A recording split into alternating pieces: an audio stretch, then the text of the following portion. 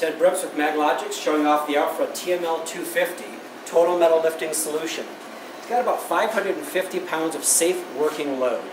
And that's important because you've got to know what your safe working load is whenever you're lifting steel and on what thickness. In this case, this achieves that total safe working load on 1/4 inch steel. We've got some 1/4 inch steel plate here, half a sheet that we need to put up onto our plasma burn table.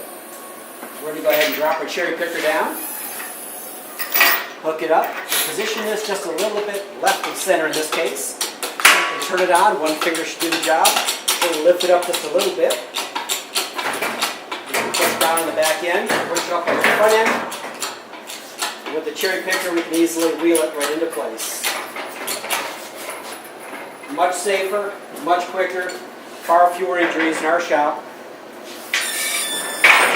With the cherry picker the way it is now, let's go ahead and turn it off. Ratchet it back a couple of feet, lift it up again, and we'll just scoot this right into place without me breaking my back.